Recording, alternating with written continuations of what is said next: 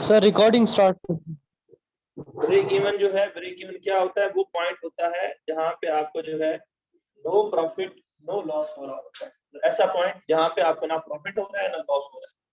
Suppose मैं अगर मैं कहता हूँ कि मैं 5000 यूनिट्स में अगर सेल आउट करता हूँ ना, तो मैं जो है ब्रेक इवन पे पहुंच जाऊंगा। मतलब कि मेरा जो है ना 5000 यूनिट्स अगर मैं सेल आउट करता हूँ तो मुझे ना प्रॉफिट होगा ना लॉस होगा। हाँ, अगर 5000 से कम करूंगा तो मुझे लॉस होगा, और अगर 5000 से ज्यादा करूंगा तो मुझे प्रॉफिट। तो ब्रेक इवन पॉइंट क्या होगा? मैंने एक पॉइंट बता दिया। सपोज 5000 यूनिट्स जो है ये पॉइंट है जहां पे मुझे ना प्रॉफिट होता है ना लॉस होता है। इससे अगर मैं ज्यादा करूंगा तो मुझे प्रॉफिट हो जाएगा, और इससे अगर मैं कम करूंगा तो मुझे लॉस हो जाएगा। तो हम जो है वो ब्रेक इवन पॉइंट निकाल लेते हैं, किसी भी बिजनेस का ब्रेक इवन पॉइंट निकाल लेते हैं कि भाई आया कि कितनी सेल होगी, कितनी सेल होगी तो हमें जो है ना वो लॉस नहीं होगा। फिर हम कोशिश करते हैं कि भाई हमारी जो सेल है इस जो पॉइंट है इस पॉइंट से ऊपर ऊपर होनी चाहिए ताकि हम प्रॉफिट कमा सकें। और अगर सेल हमारी उस पॉइंट से नीचे होती है तो फिर हमारे लिए जो है ना वो परेशानी हो जाती है कि भाई हमारी सेल जो है वो जो है ना ब्रेक इवन तक नहीं हो रही। इट मीन्स के फ्यूचर में हमें लॉस जो है वो बेयर करना पड़ेगा। तो परेशानी की बात हो जाती है। फिर हम जो है वो कोशिश करते हैं कि हम जो है अपने सेल्स को बढ़ा सकें। इसलिए हम ब्रेक इवन पॉइंट निकाल लेते हैं ताकि जो है हम जो है वो अंदाजा लगा सकें कि भाई हम जो है वो प्रॉफिट में जा रहे हैं या लॉस में जा रहे हैं। और अगर हमारा ब्रेक इवन पॉइंट जो है वो हम जो है उसको क्रॉस कर जाते हैं तो इट मीन्स हम प्रॉफिट में जा रहे हैं। अगर हम ब्रेक इवन पॉइंट पे रहते हैं तो इट मीन्स हम नो प्रॉफिट नो लॉस के ऊपर है। और अगर हम उस ब्रेक इवन पॉइंट से नीचे जाते हैं तो हम जो है इट मीन्स लॉस के ऊपर जा रहे हैं। हम जो है लॉस के ऊपर जा रहे हैं। अब ब्रेक इवन पॉइंट जो है इस हवाले से हम कुछ क्वेश्चन वगैरह जो है मैं आपके साथ डिस्कस करूंगा। वो क्वेश्चंस हमने करने हैं, कुछ टर्म्स हैं जो कि हम यूज करेंगे बार बार, तो आपको उन टर्म्स के बारे में पता होना चाहिए। ठीक है, एक जो है हम टर्म यूज करेंगे सीएम की कंट्रीब्यूशन मार्जिन की। ठीक है, आपको पता है कंट्रीब्यूशन मार्जिन क्या होता है? सेल्स बताया मुझे, कोई बंदा बताए क्या इसकी है फार्मूला, क्या है इसका?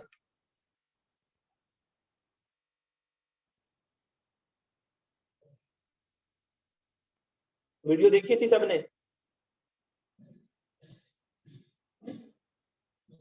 यस सर, देखी थी।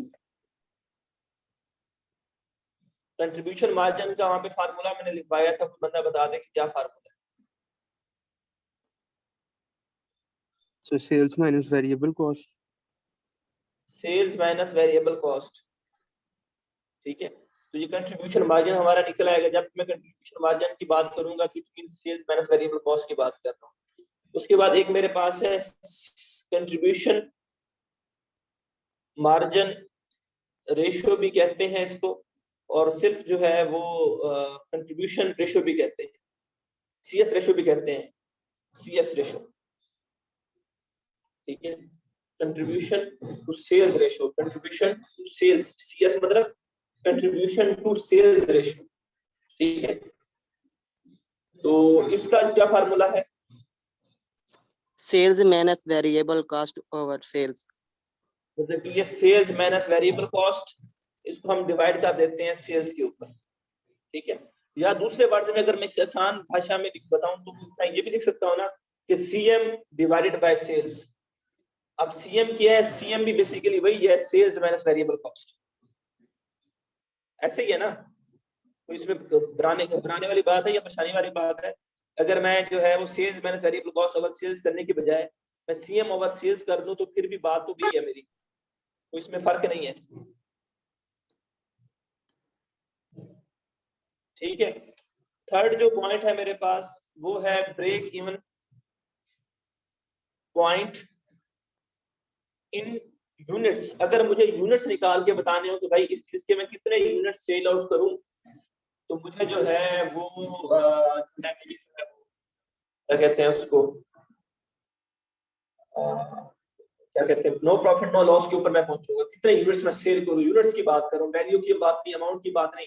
तो 3000 यूनिट बेचूं, 4000, 5000, कितने यूनिट्स बेचूं इस चीज के कि मैं जो है वो ब्रेक इवन पॉइंट पे हूंगा। मतलब कि मैं ऐसे पॉइंट पे हूंगा जहां पे मुझे जो है कोई प्रॉफिट नहीं होगा और ना ही कोई लॉस होगा। वो मैं कैसे कैलकुलेट करूंगा? उसका फार्मूला मैंने बताया था, बता सकता है? Fixed fixed cost cost over contribution ratio. contribution per fixed unit cost over divided by contribution Over per unit contribution per Ratio unit. पूछ सकते पर हैं. यूनिट. अब कंट्रीब्यूशन पर यूनिट कैसे निकालूंगा मैं?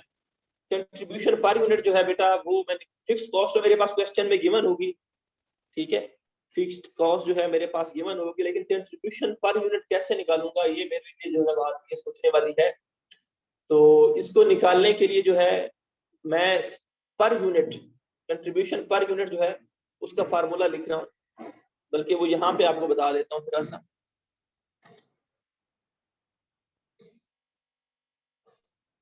कंट्रीब्यूशन पर यूनिट जो है मेरे पास होगा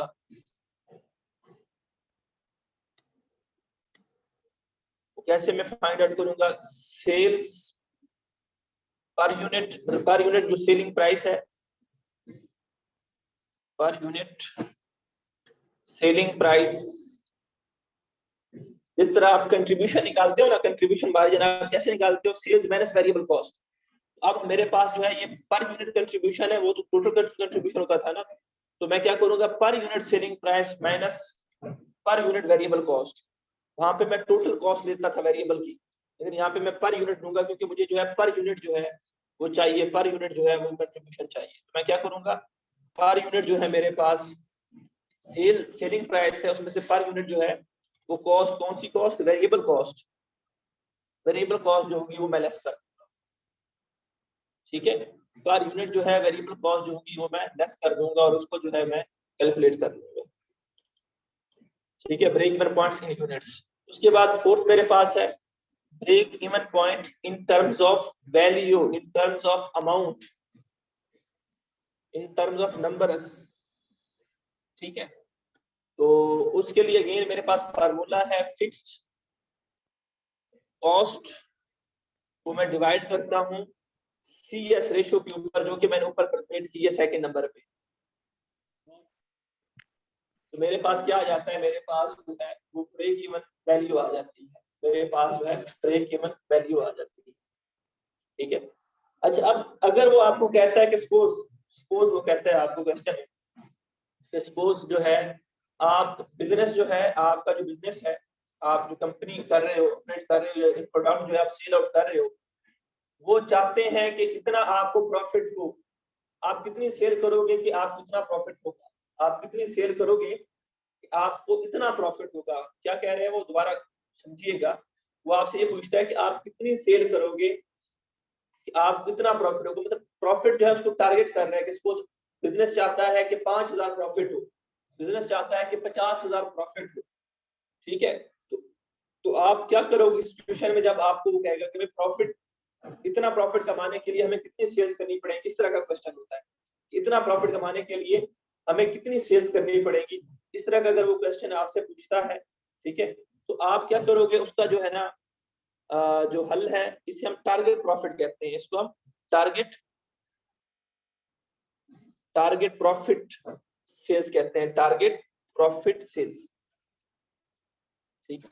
तो इसको हम कैसे कैलकुलेट करेंगे? फार्मूला जो है ये सेम ब्रेक इवन पॉइंट वाला होगा यहाँ पे, लेकिन इसमें थोड़ा सा एडिशन हो जाएगा. इसमें हम प्लस कर देंगे, फिक्स्ड कॉस्ट में हम प्लस कर देंगे क्या चीज? जितना हमें प्रॉफिट चाहिए होगा, टारगेट प्रॉफिट जितना हमें चाहिए होगा, उसको टारगेट प्रॉफिट हमारा 5,000 लिख देंगे, फिक्स्ड कॉस्ट में ऐड कर देंगे. 10,000 तो 10,000 लिख देंगे, 50,000 तो 50,000 लिख देंगे, और फिर जो है हम ये निकाल लेंगे. फिर जो है हम ये निकाल लेंगे. ये कब हमने यूज करना है? जब हमें उसको कहेगा टारगेट प्रॉफिट बताएं, टारगेट प्रॉफिट इतना है तो सेल्स बताएं in term of value, in term of value, ठीक है, इन टर्म्स ऑफ वैल्यू.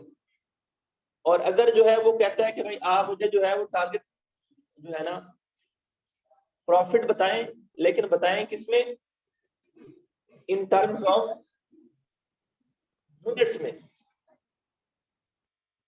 तो फिर आप क्या करोगे? यूनिट वाला जो फार्मूला है ब्रेक इवन का, ये वाला, इसको कॉपी करोगे, सेम फार्मूला होगा, लेकिन फर्क क्या होगा? यहाँ पे फिक्स्ड कॉस्ट में आपने ऐड करना होगा क्या? वो टारगेट प्रॉफिट जो है आपका.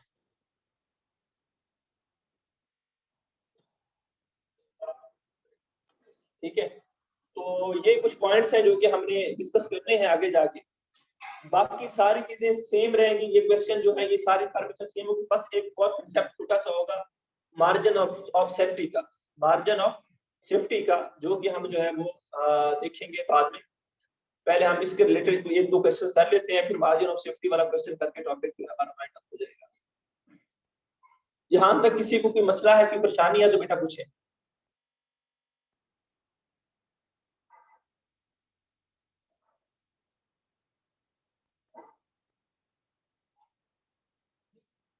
ये टॉपिक थोड़ा कॉम्प्लेक्स सा है, पेपर में जो है बड़ा इसमें कॉम्प्लेक्सिटीज जो होंगी इस टॉपिक में होंगी। आसान टॉपिक नहीं है ये, लगता आसान है लेकिन इसमें जो पॉइंट्स है ना बड़े छोटे छोटे पॉइंट्स हैं। टारगेट प्रॉफिट जो है वो बता देना, ये वो सब कुछ, break even value, CS ratio, CS ratio की ये फार्मूले का, ये तो सिंपल फार्मूले मैंने बता दिए ना। अब इनमें से कोई एक चीज इधर से रैप करके ये चीज बता देना, वो कैलकुलेट कैसे करनी है, वो सारा कुछ आपने जो है वो सीखना है। वो सारा कुछ आपने जो है वो सीखना है और इसको प्रूव भी करना है। तो ये थोड़ा सा टेक्निकल जो है ना, पेपर के पॉइंट ऑफ व्यू से जो है ना टॉपिक थोड़ा सा टेक्निकल होगा, उसके अकॉर्डिंग आपने जो है इसकी तैयारी करनी है।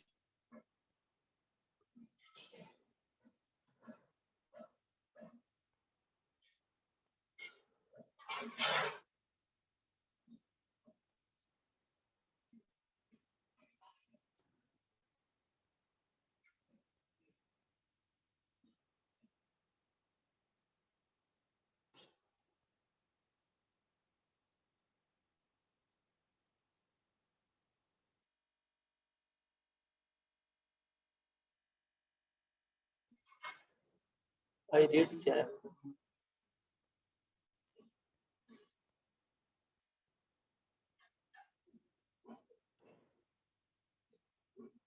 B sir.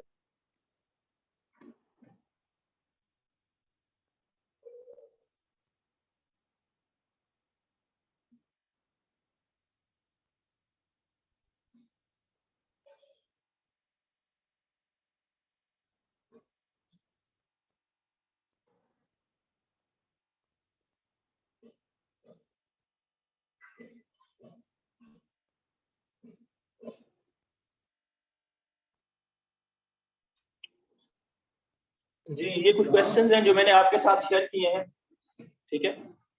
तो इन क्वेश्चंस को देख लेते हैं। ये थोड़ा सा नजर कम आ रहा है, लिखा हुआ है the S lodge has had sales of 4.5 million, ठीक है, 45,100,000, ठीक है। फिक्स्ड कॉस्ट इज 1.2 मिलियन, मतलब 12 lakh, and the variable cost is 18 lakh, ठीक है। जो वेरिएबल कॉस्ट है वो कितनी है? 18 लाख है। तो आप वो कहते हैं सीएम रेशियो, जो कंट्रीब्यूशन मार्जिन रेशियो है या सीएस रेशियो जो है वो कैलकुलेट करनी है, ठीक है। सेल्स आपके पास जो है वो 45 लाख है, फिक्स्ड कॉस्ट आपके पास 12 लाख है, वेरिएबल कॉस्ट आपके पास 18 लाख है। तो वो आपको कहता है कि आप जो है वो सीएम रेशियो जो है वो कैलकुलेट करें, सीएम रेशियो। तो सीएम रेशियो आप कैसे कैलकुलेट करेंगे? फार्मूले में जाएं, सीएम रेशियो के, CM ratio Sales minus variable cost. Sales minus variable cost divided by sales. तो सेल्स आपके पास 45 लाख है, कैलकुलेटर निकाल लें, वेरिएबल कॉस्ट आपके पास 18 लाख है और फिर सेल्स आपके पास 45 लाख है। तो आप मुझे वो सीएस रेशियो कैलकुलेट करके बताएं।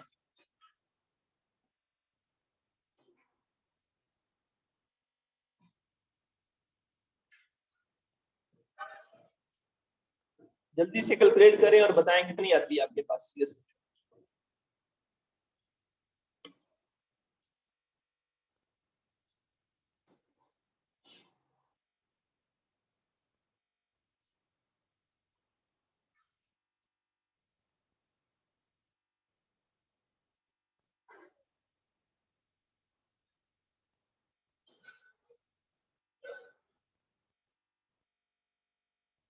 बेटा इतना टाइम तो नहीं लगता।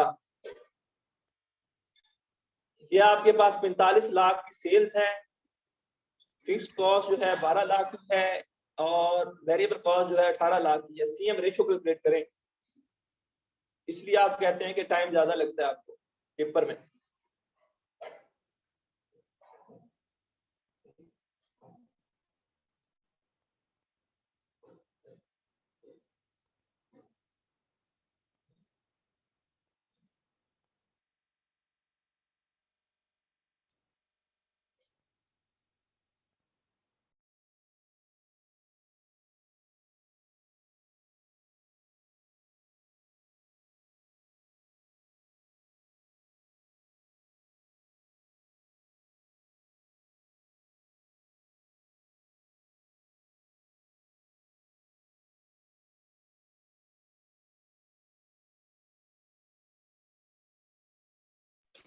सर 2.500। क्या किया बेटा आपने? आपने फिगर्स पूरी ली हैं। 45 लाख लिखा है, 4 5 उसके बाद 50, फिर उसमें से माइनस Yes, करें sir. आप 1850 और फिर डिवाइड करें 4550 पे। गलत आपने कैलकुलेट किया है, वो मेरे ख्याल में आपने जो है फिगर्स जो है ना सर, वो ये एक आध 0.6 कर दी। 0.6 सर पॉइंट 6 जी बिल्कुल बेटा 0.6 आती है।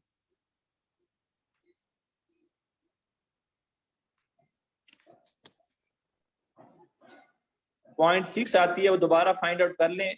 आपने अमाउंट जो है उसी तरीके से नहीं की। आप क्या करोगे, जो आपके पास पहले आपने माइनस वाला काम करना है। 45 लाख जो है 45 लाख लिखोगे, माइनस जो है 18 लाख लिखोगे और उसको डिवाइड कर दोगे। ये ब्रैकेट्स में लिखोगे आप, या फिर पहले इसको कैलकुलेट कर लोगे और फिर जो है आप 45 पे डिवाइड करोगे, तो आपके पास ये 0.6 आ जाएगा। मतलब कि 60%। इसको 100 के साथ मल्टीप्लाई कर देंगे क्योंकि रेशियो है, तो 60% ये हमारे पास आएगा। और अगर आप ना ही नहीं भी कैलकुलेट करते तो जस्ट 0.6 भी लिख देते हो तो फिर भी आंसर आपका ठीक होगा। फिर भी आपका आंसर जो है वो ठीक होगा। ठीक है, तो सेकंड रिक्वायरमेंट क्या है? Break even point. कि ब्रेक इवन पॉइंट कैलकुलेट करें, तो ब्रेक इवन पॉइंट जो है हमारे पास दो तरह से कैलकुलेट हो सकता है। तो हम जो है ये वैल्यू वाला कैलकुलेट करेंगे, क्योंकि हमारे पास पर यूनिट इन्फॉर्मेशन गिवन नहीं है, तो हम वैल्यू वाला जो है ना वो करेंगे।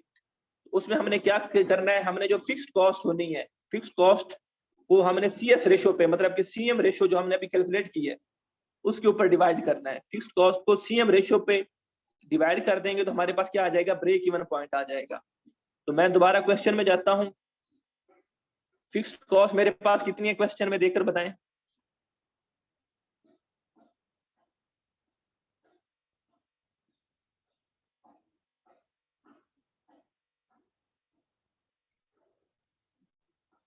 बेटा आप लोग का माइंड कहाँ पे है? आपके सामने ये ओपन है, आपको पता नहीं चल रहा कि क्वेश्चन हम कौन सा कर रहे हैं, फिक्स्ड कॉस्ट कहाँ पे लिखी हुई है। स्क्रीन नजर आ रही है सबको? जी सर, आ रही है। तो बेटा बताया ना फिक्स्ड कॉस्ट कितनी है। मैं आपसे क्वेश्चन पूछ रहा हूँ, आप सारे खामोश होकर बैठे हुए हैं। Sir 12 lakh. Sir 12 lakh 12 lakh. Divide 60 से करें। 12 लाख जो है हमारे पास वो आ जाएगा, उसको हम डिवाइड करेंगे किसके ऊपर, 0.6 के ऊपर। 0.6 के ऊपर, ठीक है। 0.6 के ऊपर मैं करूंगा तो मेरे पास क्या आ जाएगा, मेरे पास ये वैल्यू आ जाएगी। क्या आ जाएगी बेटा, ये वैल्यू आ जाएगी। ये कौन सी वैल्यू होगी, ये सेल्स की वैल्यू होगी। इतनी अगर मैं सेल्स करता हूँ, इतनी अगर मैं सेल्स करता हूँ तो मेरे पास क्या आ जाएगा, मेरे पास ब्रेक इवन पॉइंट आ जाएगा। अब ये क्वेश्चन मैं फुल फ्लैज क्वेश्चन यहाँ पे करने लगा हूँ, ठीक है। ये मेरे पास CS रेशियो है जो कि मेरी पहली रिक्वायरमेंट थी। दूसरी रिक्वायरमेंट मेरे पास ब्रेक इवन सेल्स को कैलकुलेट करने की थी, जो मैंने कर ली है, ब्रेक इवन पॉइंट की सेल्स को कैलकुलेट करने की, ठीक है। अब मैंने ब्रेक इवन पॉइंट सेल्स को कैलकुलेट कर लिया, मतलब कि ये वो पॉइंट है जहां पे मेरे पास जो है प्रॉफिट और लॉस जो है दोनों जीरो होंगे। प्रॉफिट और लॉस जो है दोनों जीरो होंगे, नो प्रॉफिट होगा नो लॉस होगा। लेकिन इसको मैंने अब प्रूव करना है, इसको मैंने अब प्रूव करना है कि आया कि मैंने ये स्टेटमेंट ठीक है या नहीं है। तो प्रूव मैं कैसे करूंगा, मैं एक छोटी सी इनकम स्टेटमेंट जो है वो बनाऊंगा। वो क्या बनाऊंगा, मैं सेल्स लिखूंगा कितनी, कि सेल्स मेरे पास अगर 2 लाख होती हैं, 2 लाख नहीं 20 लाख, सॉरी 20 लाख होती हैं, तो क्या मुझे जो है वो लॉस जो है मेरा, प्रॉफिट और लॉस जीरो आता है या नहीं। तो सेल्स अगर मेरे पास 20 लाख होंगी, ठीक है, तो वेरिएबल कॉस्ट कितनी होगी मेरे पास, ठीक है, वो मैं कैलकुलेट करूंगा।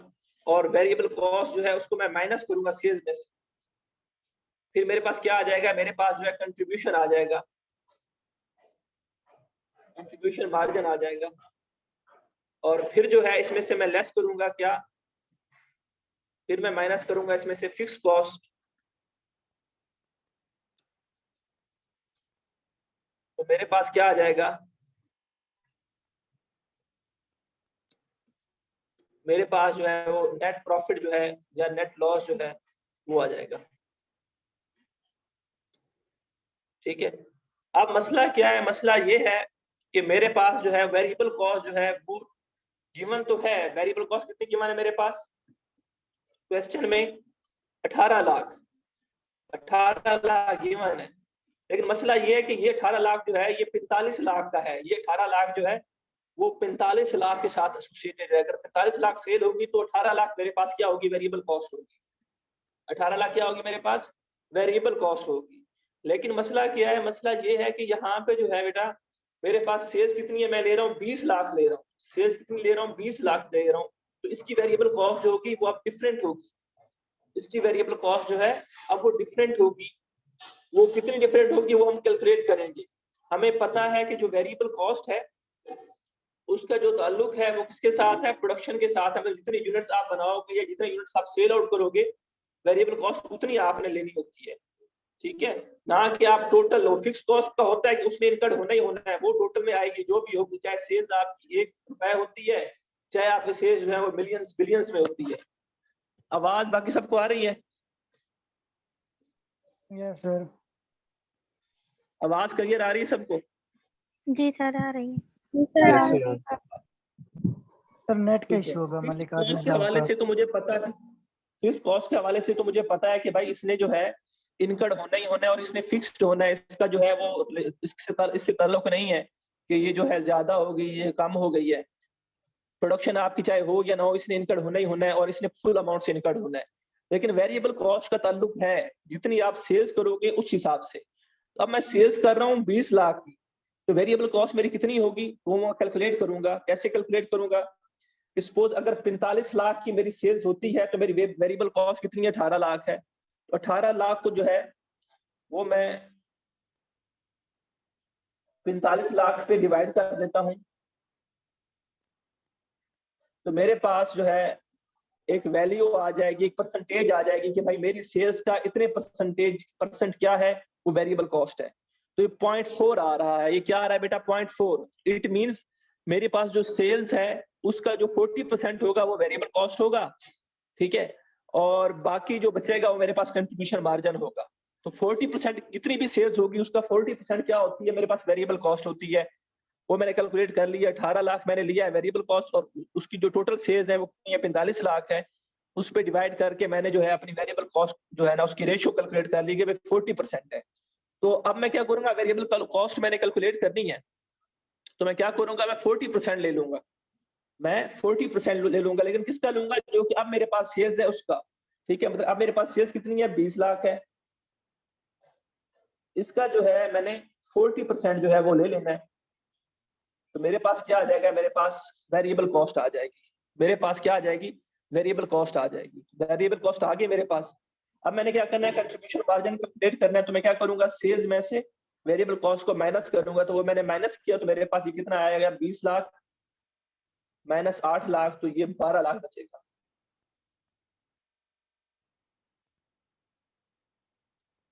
तो ये 12 लाख जो है मेरे पास बचा।